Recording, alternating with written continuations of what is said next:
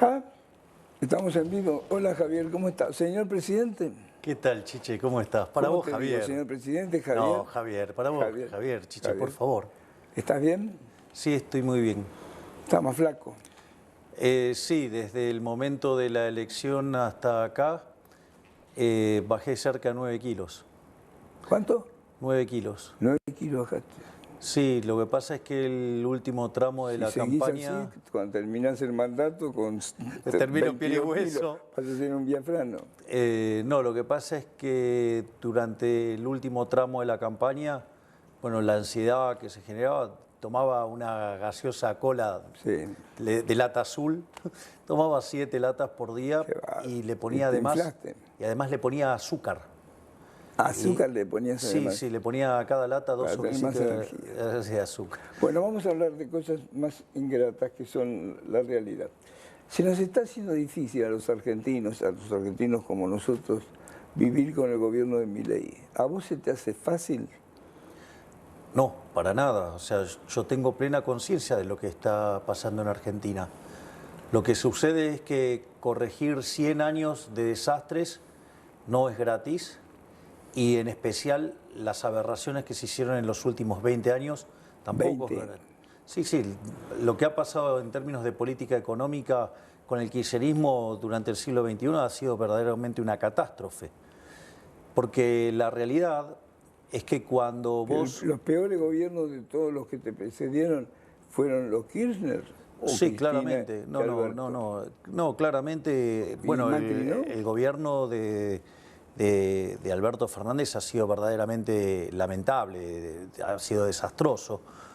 Digamos, está casi a la par en lo malo al de Alfonsín.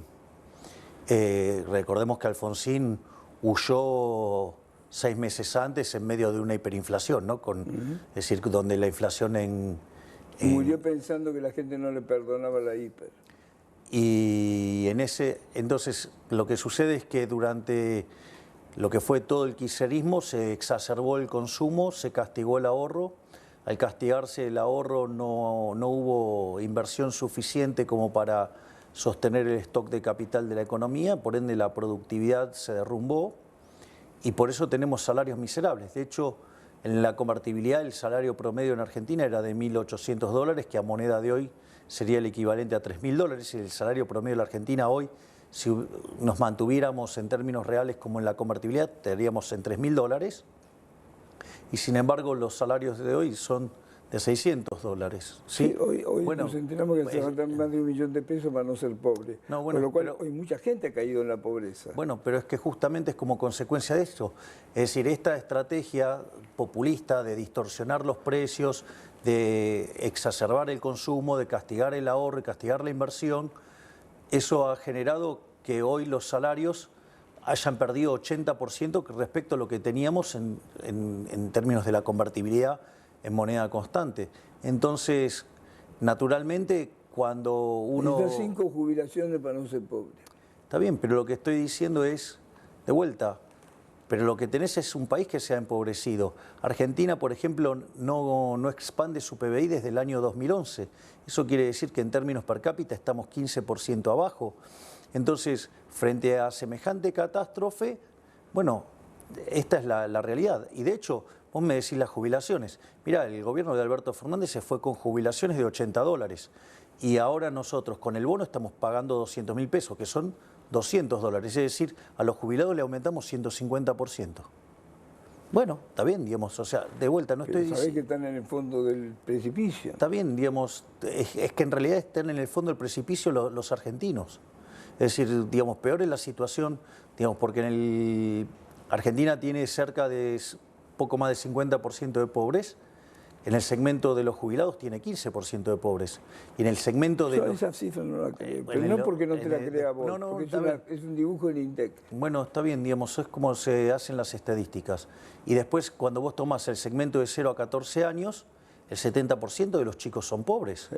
Entonces, Argentina es un país que se ha empobrecido. Argentina es un país que, como consecuencia de las disparatadas políticas populistas que se llevaron a lo largo de lo que va del siglo XXI, Argentina, digamos, se ha convertido en un país miserable. Claro, pero yo lo que te pregunto es lo siguiente. Dios, ahora lo que... si Esa vos es la crees foto, que, si esa vos- es la foto. No, esta es la película. Es decir, Argentina entró al siglo XX siendo uno de los países más ricos del mundo y es 140. Digo, Argentina durante los últimos 20 y pico de años hizo un desastre. Es decir, creer que se puede corregir de la noche para la mañana es una Yo no utopía. digo que se pueda corregir, pero lo que pasa es que vos diste distintos tiempos. Primero en 15 años, después en otra vez a un periodista del Wall Street Journal le dijiste que eran 2 años, pero la gente no aguantaba 1. Pero son distintas cosas. Es decir, a ¿En ver, qué momento se empieza a ver el resultado? a ver, vamos Porque a... uno tiene expectativa cuando ve el resultado. Una cosa es cuando vos hablas de un proceso de crecimiento que se miran en intervalos de tiempos muy grandes. Digo, cuando yo hablo de los intervalos, por ejemplo, de crecimiento económico, hablo de periodos largos, ¿no? Entonces, por ejemplo, yo, si chequeás todo lo que dije en la campaña, es Argentina, si hace las cosas como corresponde, Argentina en 35 años se podría convertir en un país desarrollado. Y es más, no solo eso, sino que 2/3 de esa mejora se lograría en 1/3 del tiempo, es decir, en 10, 12, 15 años. Eso es lo que dije siempre en términos de crecimiento económico. De hecho, nosotros cuando llegamos enviamos el decreto de necesidad y urgencia y enviamos la ley de bases y punto de partida para la libertad de los argentinos, que son 1000 reformas, algo que no hizo nadie en la historia argentina, y eso nos implicaba subir en términos de libertad económica 90 puestos. Eso nos ponía en un sendero de crecimiento para que de acá a 20 años... ¿Inmediato? Bueno, No. para. Chiche, no lo vas a arreglar de un día para el otro. Entonces, digo, entonces hablemos en serio. O sea, para hablar de las tonterías de que hablan los kirchneristas, pues llamo un kirchnerista, yo voy a hablar en serio, porque yo hablo con la ciencia. Entonces, en estos términos es, vos ahí mejorábamos 90 puestos en términos de libertad económica, eso significa que Argentina se podía parecer a un país como Alemania, y eso se da en un lapso de 20 años, 25 años, es decir, toda esa ley de bases y todo el DNU implicaban un conjunto de reformas estructurales para que Argentina entre en ese sendero de crecimiento. Como la miserabilidad de la casta política no está dispuesta a resignar ninguno de sus privilegios, terminaron volteando la ley y en realidad la estaban desguazando, motivo por el cual yo la retiré, y al mismo tiempo, obviamente ahora van a querer ir contra el DNU porque digo, está en la naturaleza de los políticos ladrones querer seguir robando. Porque tanto el DNU como la ley de bases básicamente tiene 3 cosas. Una es darle más libertad a los argentinos. 2, ir a estructuras de mercado más competitivas. Y 3, terminar con el robo de la política. Bueno, los políticos no quieren dejar de robar. Entonces, esos son los problemas que están planteados. Eso, si vos querés, es la estrategia de largo plazo. Es una cuestión de largo plazo. Es pensar con lógica a largo plazo. Y poner a la economía en un sendero de esas características. Eso es una cosa. ¿Cuándo vas a empezar a ver la mejora? Mirá, la mejora la estás viendo. ¿Hoy? Sí, claro. Y además la gente la está viendo. Te voy a pasar algunos datos. Mirá, nosotros cuando asumimos, en realidad en la primera semana de diciembre los precios venían creciendo al 1 diario. Eso anualizado te da 3.700% de inflación. Cuando tomabas las 2 primeras semanas de diciembre, o sea, todavía no habíamos asumido, ya venían al 7.500% anual. Si vos tomás la inflación mayorista de diciembre, que fue 54%, eso anualizado te da 17.000%. Es decir, nos dejaron plantada una hiperinflación. Lo puedo explicar de distintas maneras. Digo, pero esta es la más obvia y la más fácil de visualizar. Ahora bien, nosotros, el IPC, ya en la tercera semana corría el 30% y terminó en 25%. Quiere decir que en la última semana de diciembre hubo retracción de algunos precios. Es una bocha igual. Yo no dije que era un buen dato. Lo que dije es, ¿qué es lo que me dejaron? Me dejaron una economía que venía viajando en mayoristas al 54%, con lo cual, digamos, no necesariamente hubiéramos estado muy lejos de eso. Pero como consecuencia de que nosotros empezamos un programa de estabilización muy duro, donde apuntamos al déficit cero en lo fiscal, en el saneamiento del Banco Central y en el sinceramiento del mercado de cambios, con ese conjunto de situaciones, eso al no generar emisión monetaria, no hubo convalidación de precios, entonces los precios no podían seguir creciendo al ritmo que venían. A partir de ahí, digamos, la inflación de diciembre fue 25, la inflación de enero fue 20 y se espera, digo, el consenso de mercado es... ¿No tenés el número de hoy todavía? No se puede porque, digamos, se va a hacer comunicado a las 16 horas. Entonces, ¿A vos no te pasan el papelito antes? Pero no corresponde. Pero yo te digo, si vos... Pero es más o menos del 15. Parece que está debajo del 15. O sea, con lo cual es un numerazo, porque el consenso de mercado estaba arriba del 15. Entonces, si vos a eso, además, le vas a restar el arrastre estadístico, que son más de... Digamos, hay algunas estimaciones que dicen que es 2,5, hay 2,8, perdón, y hay otras que dicen que es 4,5. Ponele 3,5. Si a eso vos le sumás la baja, digo, la suba de prepagas, que es de una vez para siempre, y la suba de tarifas, que es una vez para siempre, o sea que son... Estos aumentos son una vez para siempre. Claro, son cosas puntuales, claro, que tienen que ver con las recomposiciones de precios. En ese contexto, al número que vos veas, le vas a tener que restar como 5 puntos porcentuales. Cuando pase eso, vamos a estar hablando de una inflación de un dígito. Ahora, esto te pregunto, es decir, esto no es menor, porque la inflación es el impuesto más regresivo de todo. A quien más le pegas a los que menos tienen, a los más vulnerables. Es decir, la forma de hacer verdadero progresismo es tener una política monetaria sana que destruya la inflación. Y es lo que estamos haciendo nosotros. Pero yo te pregunto lo siguiente. Las compañías petroleras no perdían plata.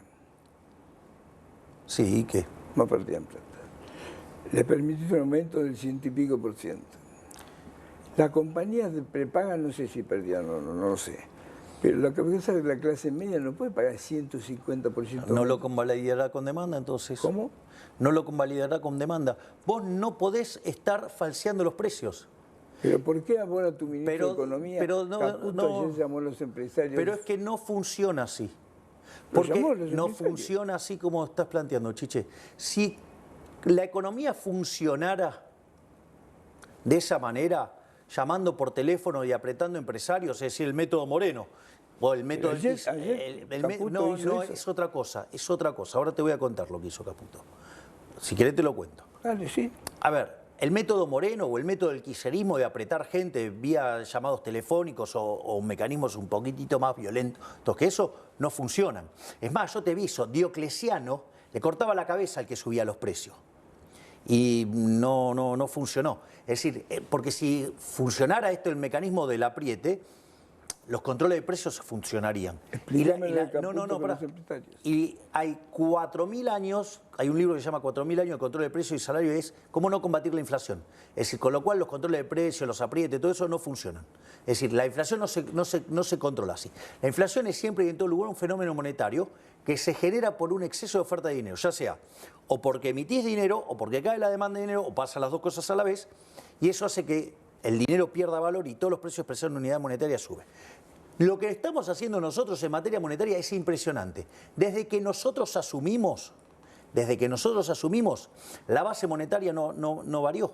La base monetaria de Argentina sigue siendo la misma. Y en el medio compramos 9.500 millones de dólares. Tuvimos que pagar los puts que nos dejó el anterior gobierno para mentir sobre el tipo de cambio. Tuvimos que pagar la remuneración de los pases, ¿sí? Pero lo que hicimos fue, con el BOPREAL y con la política fiscal, sacamos tantos pesos de la calle que hace, pesos. Bueno, hace que la cantidad de dinero en la base monetaria sea la misma, pero hoy tenés de respaldo 9.500 millones de dólares. Es decir, es impresionante. Por eso en el último mes se te cayó como un piano el dólar. De hecho, una de las cosas... ¿Es un efecto deseado o es un efecto no deseado? A ver, el efecto deseado es que baje la inflación. A ver, el dólar de hecho es un activo financiero que te puede permitir anticipar lo que puede pasar con los precios.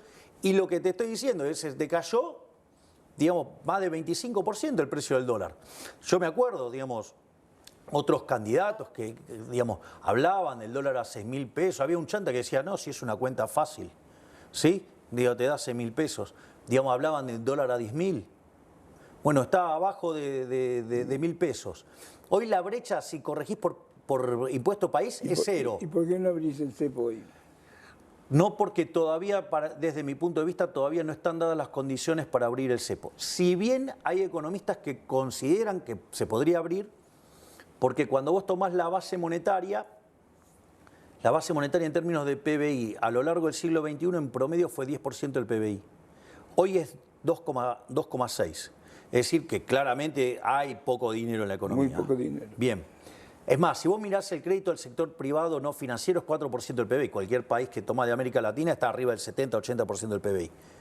Ahora, esto no lo generé yo, digo, lo generó el kirchnerismo, digamos, con todo el desastre que hizo. Y no solo eso, sino que además hay otro tema que tiene que ver con los depósitos. Y ahí hay un tema. A mí todavía no me queda claro que si yo abro el cepo, no tengo una corrida.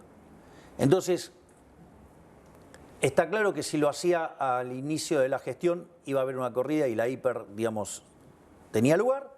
Está claro que con las condiciones monetarias de hoy es 50 y 50. Bueno, prefiero esperar un poquito más y cuidarme en salud. Eso es lo que yo estoy pensando. Y de hecho hoy se conoció una nueva medida del Banco Central que bajó la tasa de interés. Sí. Eso hace que, por ejemplo, la base monetaria crezca 530.000 millones de pesos menos. Eso significa, además, que se frena, hay un 5% menos de crecimiento de la cantidad de dinero. Mirá si, digamos, no hay buenas noticias. Es más, porque eso es lo que te marca la inflación futura. No se todavía en plata a la gente en el bolsillo. Porque tarda en llegar. ¿Tarda en llegar cuánto tiempo? Bueno, nosotros creemos que en cuanto nosotros podamos terminar de limpiar el balance del Banco Central y podamos abrir, a partir de ahí la economía empieza a recuperarse fuertemente. ¿Alguna vez me dijiste que...? Lo que digo es, no voy a abrir el cepo hasta que no tenga seguridad de que no me como un descalabro monetario. Ahora, lo que digo es, ¿la dolarización sigue siendo un objetivo? En realidad siempre fue competencia de monedas. Y una solución es que los argentinos elijan solo el dólar. Pero en realidad es competencia de monedas. No es dolarización, es cualquier moneda. La moneda que vos quieras. Y siempre lo expliqué así. Si vos, no sé, es más, fíjate esto. Si vos fueras una persona que se dedica al negocio petrolero, probablemente tu moneda sea el WTI. Si vos estuvieras en el precio, en el mercado de gas, tu moneda va a ser el BTU. Si fueras una persona que trabaja en el campo, seguramente tu moneda sería el precio de la soja en Chicago. Es decir, va a tener que ver con... Mirá, el modelo de la competencia de moneda es como si vos tuvieras una canasta de monedas, pero los ponderadores lo determina la gente con las monedas que eligen. Con lo que tienen. Claro, entonces si vos tenés que hacer transacciones con Europa, vas a usar el euro. ¿Pero hay países que hacen eso? No me importa si lo hacen, digamos, ¿qué tiene que ver? Digamos, pero a lo mejor es un modelo que vos tenés solamente vos. No, lo que sucede es lo siguiente, eso es una falacia, porque si yo se llama falacia ad populum, porque si yo me pongo en esos términos, en el año 1813, la verdad que había esclavitud en todo el mundo, y entonces eran unos locos los de la Asamblea del año 13 que abolieron la esclavitud, ¿no? O sea, y sin embargo, digo, en el vientre, ¿no? Pero, o sea, con los que nacían ya eran libres. Entonces, y sin embargo, era una medida correcta. Digo, lo que sucede es que si la mayor estafa de la humanidad es la creación del Banco Central. Y el problema es que los políticos no quieren ceder a esa estafa. ¿Sabes cuánto le estafó el kirchnerismo desde el Banco Central en el último gobierno a los argentinos? 28 puntos del PBI. ¿Y dónde lo puso? ¿Se lo guardó? El déficit que financió con emisión monetaria, 28 puntos del PBI. Dios, después habrá visto con quién se lo repartía, con quién se asociaba. 28 puntos del PBI, es una estafa. Una estafa. Bueno, ¿sabes de esos 28 puntos? ¿Sabes cuánto emitió en el último año para tratar de ganar las elecciones? 13. 13 puntos. 13. 13 del PBI. 13 puntos del PBI. Decían que había gastado 3. No. Se gastó 13. Gastó entre el Tesoro, entre las compras de bonos para poder inyectar. Pero entonces fue más a lo peor que le pasó al país. Y lo que hizo fue verdaderamente muy duro. Digamos, dejó plantado un desastre. A ver, Chiche, no solo eso, y también estaba lo que es la emisión endógena, que además pasaron del ELIX, que eran instrumentos que podían oscilar entre 30 y 60 días, lo pasaron a PASES, con lo cual en operaciones a un día. Es decir, yo recibí todo ese despiole monetario con operaciones a un día. O sea que en un día me podían romper el gobierno y mandarme una hiper. Entonces, fíjate esto, la base monetaria es 2,6 del PBI y emitieron 13. Es decir, ¿entendés que yo podría solamente con eso multiplicar por 5 los precios? Además, tenía para cuadruplicar la cantidad de dinero con el problema que... ¿Cómo estaban manejando los números? Wait. Con lo que estaban dejando en el Banco Central, o sea que podía multiplicar los precios por 20. Y si además considero el sobrante monetario, podía multiplicar los precios por 40. ¿Me entendés? Estamos hablando de 3.900%, casi 4.000 de inflación así de pique. ¿Vos te das cuenta del desastre que generaron? Eso es lo que... Entonces, ¿vos qué crees que hubiera pasado si yo, en lugar de ajustar, hubiera seguido con el siga-siga de la maquinita y del déficit y la emisión monetaria? No, yo creo que si te vienen a ajustar... Pero nos ponemos de gorro, terminamos en una hiperinflación y la caída en el nivel de actividad hubiera sido muchísimo más profundo. Entonces vos me preguntás, ¿vos sabés cómo está la gente? Claro que sé cómo está la gente. Si yo veo, digamos, todos los números, digamos, o sea, el mapa de actividad está todo rojo. Pero te voy a contar algo, porque esto es importante. El 70% de los argentinos tienen claro que estamos mal. O sea, nosotros tenemos muy claro eso. Ahora, hay algo que es más importante. Cuando vos mirás las expectativas de acá a los próximos 6 meses, cuando nosotros asumimos, el 20% creía que íbamos a estar mejor de acá a 6 meses. En enero, ese número, cuando empezaron a ver lo que estábamos haciendo, saltó a 30. En febrero... 30 meses. No, 30% de la gente que cree que en 6 meses vamos a estar mejor. En febrero saltó a 40, en realidad a 42. Febrero cerrado. Después vino el discurso. O sea, con lo cual es poquito tiempo, ¿no? Digamos, o sea, entre el discurso y febrero cerrado, nada. Se les dio 2 o 3 días a la gente para que madurara el discurso. ¿Sabes qué porcentaje de los argentinos creen que vamos a estar mejor en 6 meses? ¿Cuánto? 47%. Es decir, que los argentinos empezaron a ver los esfuerzos que estamos haciendo para mejorar las cosas. Que no lo sientan. Pero es que, a ver, nos dejaron un desastre. Entonces, la otra es, proponeme qué otra cosa hacer. ¿Qué querés que haga? ¿La que dice Kichilov, que se podía haber evitado el ajuste, seguir con el déficit fiscal financiado con emisión monetaria? Una hiper. Una hiper. ¿De qué me estás hablando? Una hiper es 95% de pobres. Es una caída del PBI de 25, 30%, un desastre. Digo, ha pasado en Venezuela. Yo viví 2 hiper, así que sé. Bueno, por eso, digo, entonces, en ese sentido, está claro, digamos, lo que hicimos. Y nosotros hicimos, vos fíjate esto, nosotros, mira, yo te voy a decir algo. Cuando vos tenés déficit gemelos por 4% del PBI, estás en una situación de alerta. Si vos tenés 8, sos candidato a pegarte la piña. Sí. Pero no más o menos, que te la vas a pegar. Digo, es cuestión de días, por decirlo de alguna manera. ¿Sabes cuánto heredamos nosotros de déficit gemelos? 17% del PBI. De esos 17% del PBI de déficit gemelos, 15 eran déficit fiscal, 5 en el Tesoro y 10 en el Banco Central. Nosotros, mira, una de las cosas que hicimos es déficit cero en el fisco. Nosotros creíamos que lo íbamos a lograr a lo largo del 2024. Después, como venían los números, entre motosierra y licuadora, nosotros creíamos que alcanzábamos el equilibrio primario, o sea, el operativo en enero y el financiero en marzo. Sí. Y lo logramos en marzo. Lo logramos en marzo. Perdóname. Pero con cosas impagas, lo logramos ¿o no? en enero. Mentira, Porque ¿qué la cosas gente de impagas? Transener Es dice- mentira, eso es mentira. Digo, eso es mentira. ¿Qué cosas impagas? O sea, eso es mentira. Nosotros, digo, estamos pagando todas las cuentas. Es decir, ¿lo logramos cómo? No tenés cuentas atrasadas. No. No más allá, digo, de lo que es la dinámica propia del Estado. Porque en ese sentido estamos súper ordenados. Entonces, y esto, es más, nosotros, después de que el gobierno anterior se le cayó el acuerdo con el fondo de tantos incumplimientos, Sí. vos, después de semejante desastre, en reflotar el programa podés tardar 3 meses. ¿Sabés cuánto tardamos nosotros en reflotar el programa? Un fin de semana.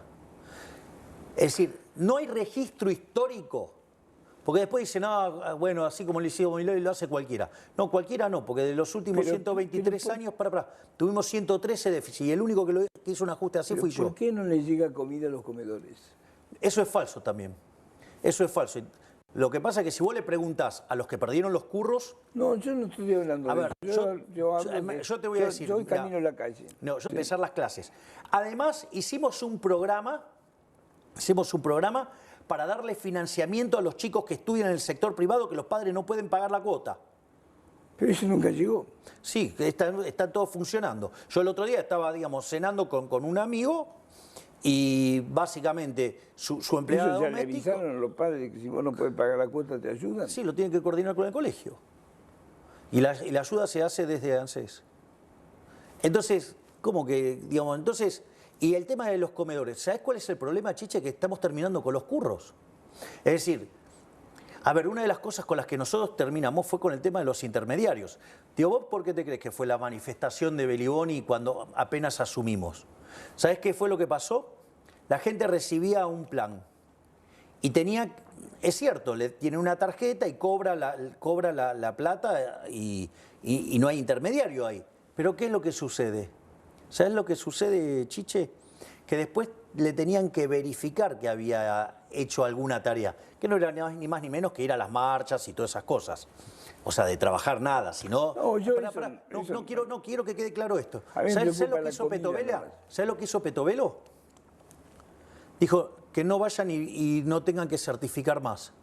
¿Sabes qué implicó eso? Duplicarle la asistencia que recibían, porque no tuvieron que dejar el peaje a farsantes como Beliboni.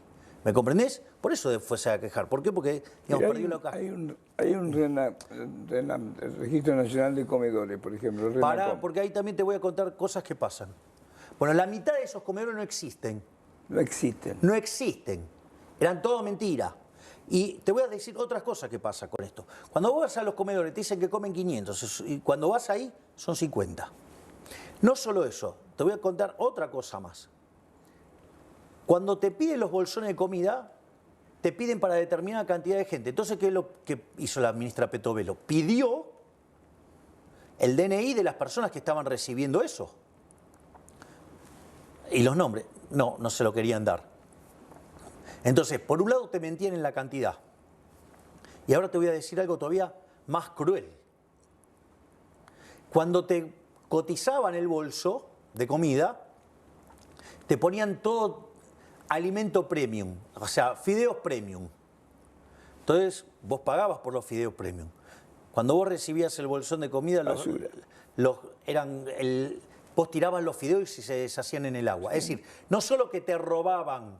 Eso lo sé. No solo que te robaban en la cantidad que te mentían, sino que además te robaban en la calidad. Bueno, nosotros estamos corrigiendo todo eso. Entonces, bueno, hay un montón de gente que se está perdiendo un montón de negocios. Entonces, imagínate, ¿cómo querés que estén? Y te van a patalear, te van a decir que falta esto, que falta el otro. Pero todo eso es falso. Digo, si no, digamos, querés, la llamamos a la ministra Petovelo, la pongo acá y te cuenta todo. Vos sabés que Petovelo, una de las cosas que tuvo que hacer, tiene una brigada anticorrupción dentro del ministerio. Entonces, todas las semanas va a un área distinta. Y como verás, todo el tiempo estamos detectando ¿qué? Choreos. Digamos, ¿qué quiere que siga con los choreos? ¿Que voy a seguir bancando a esos delincuentes? No. Entonces, bueno, claro, al que le sacás el curro va y se queja. Y obvio, claro.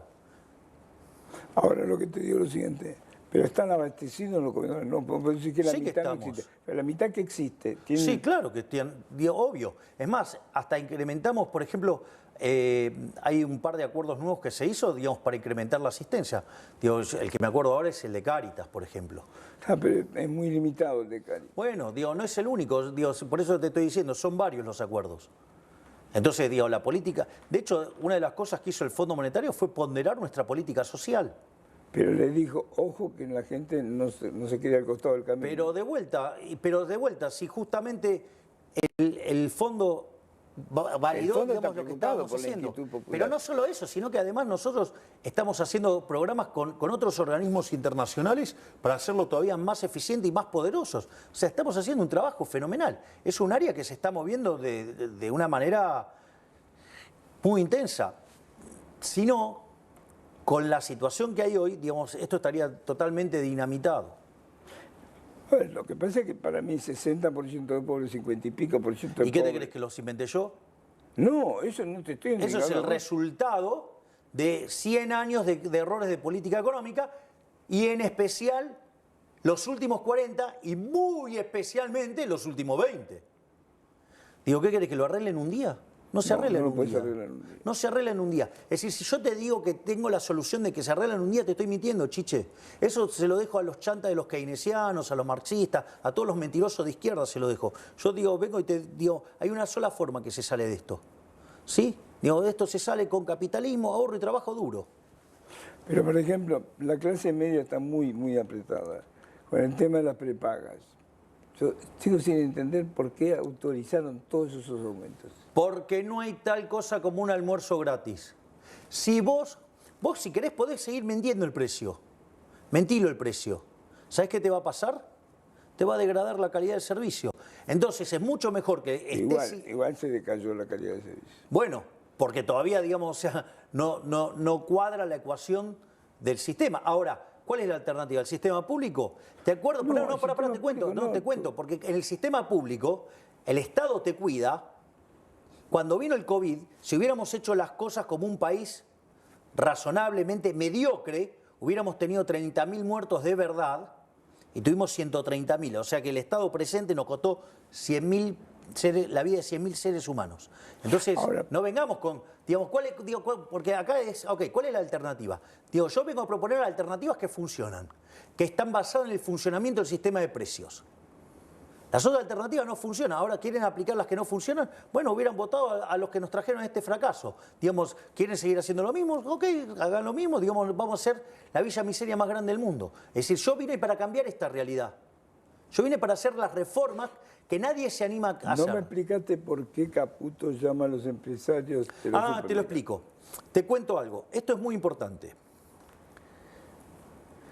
Cuando empezamos el gobierno, había gente que no creía que nosotros íbamos a hacer lo que estamos haciendo. La realidad, estamos sorprendiendo a todo el mundo con lo que estamos haciendo. Te lo puede decir el propio staff del fondo, reconoce que no solo que no pasó nunca en la Argentina, sino que no pasó nunca en la historia, digamos, del mundo. Y una de las cosas que sucede, para que sea más fácil de entender, los empresarios estuvieron priceando los bienes como si el dólar se iba a 2.000 o a 3.000 pesos. 2.500 pesos. Exacto, entre 2.000 y 3.000, o sea, 2.500 pesos poner el promedio. 2.500 pesos. Exactamente. Entonces, ¿qué es lo que sucede? Cuando se encuentran con que nosotros no emitimos dinero, no convalidamos monetariamente esa aberración, ¿qué es lo que pasa? Y el problema es que esos precios quedaron desfasados. Entre los precios más altos del mundo. Así es. Entonces, ¿qué es lo que empezaron a hacer? Empezaron a hacer promociones. Entonces viene el 2x1, el 3x2. Digo, eso se llama fijación no lineal de precios, porque según cuánto compras es según el precio que encontrás. Y eso no puede ser bien capturado por el índice de precios, porque el índice de precios toma... El índice de precios toma el precio unitario. El precio unitario, exactamente. Entonces, lo que hizo el ministro Caputo fue para hablar con los empresarios y básicamente que sinceren los precios, que sinceren los precios y abrir las importaciones. Y hoy lo anunció tu vocero, que abrieron las importaciones. Exactamente. El producto de primera necesidad. Exactamente. Entonces, ¿eso que va a bajar el precio? eso va a hacer que el nivel de precios sea menor ante una dada tasa de inflación. ¿Vos crees que eso da resultados? Digo, porque después le van a poner el precio, el impuesto país o no. El impuesto país está, pero aún así está mucho más bajo que... A ver, hoy no sé, en un momento en la reunión de gabinete hablamos del precio del pan lactal. Acá está el equivalente de $4. En cualquier supermercado del mundo no cuesta más de $2. No puede costar más. Y bueno, entonces... Produciendo nosotros trigo, además. Bueno, por eso. Entonces, evidentemente, digamos, todo ese error de expectativas, digo, bueno, si uno puede ayudar a coordinarlo... ¿Y los empresarios qué le dijeron a Caputo? Que estaban de acuerdo porque, bueno, digamos, se ¿Van a bajar equivocaron. los precios? Y van a agarrar y van a informar los precios que verdaderamente son.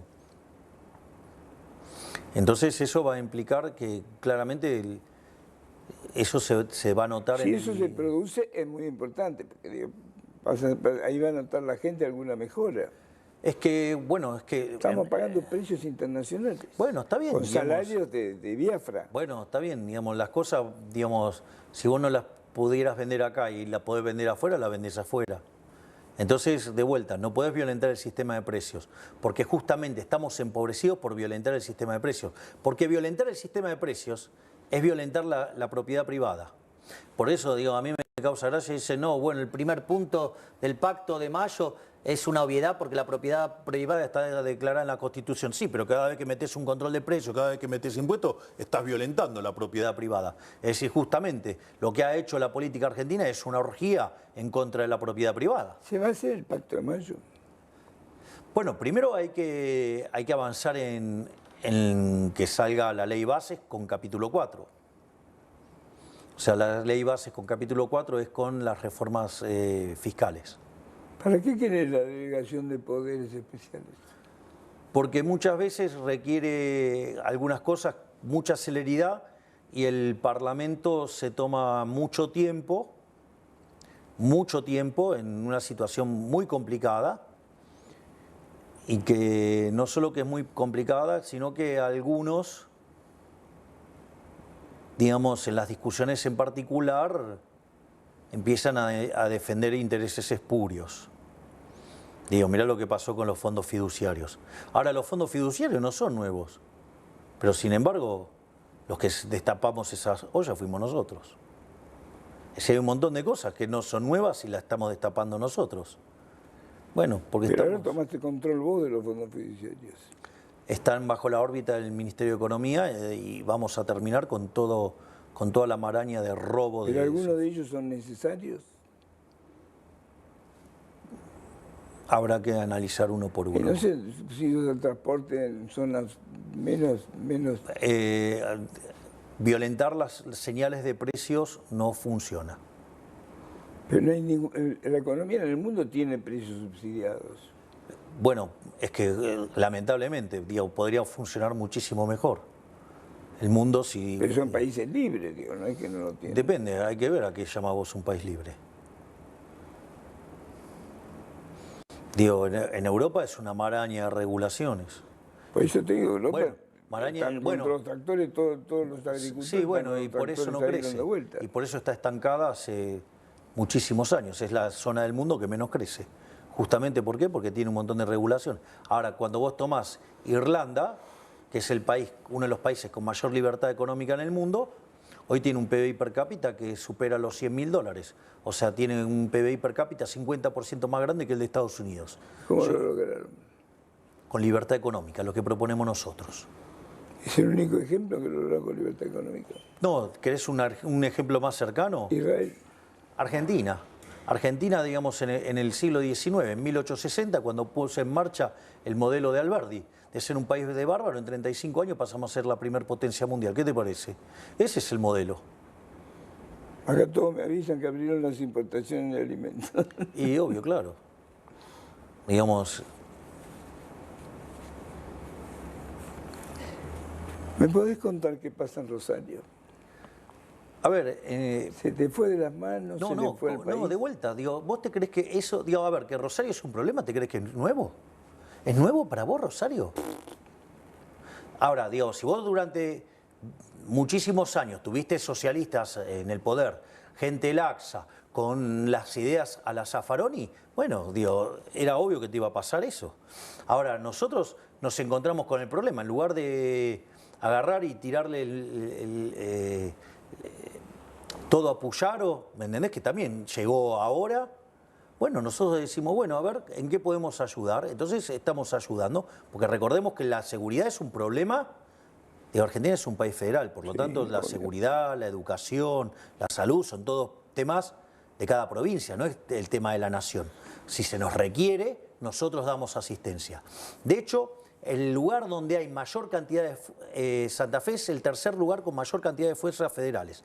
Ahora le hemos enviado 450 efectivos más. Estamos mandando gente, estamos mandando a la Gendarmería, estamos mandando a la Prefectura Naval Argentina, a la Policía de Seguridad Aeroportuaria, estamos enviando a...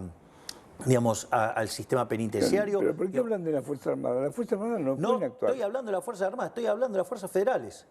Pues hablé de las Fuerzas Federales. Fuerzas Armadas, no, estoy hablando de las Fuerzas... La ley de seguridad interior no lo impide. Estoy, por eso, dije de las Fuerzas Federales, no dije de las Fuerzas Armadas. No, pero ayer lo mencionó en un momento Patricia y lo mencionó Puyaro. Ahora es otra cosa, ahora después voy a explicar eso también. Además, extendimos las zonas a 8 zonas para intensificar los ataques. Es decir, con lo cual estamos trabajando muy fuertemente para...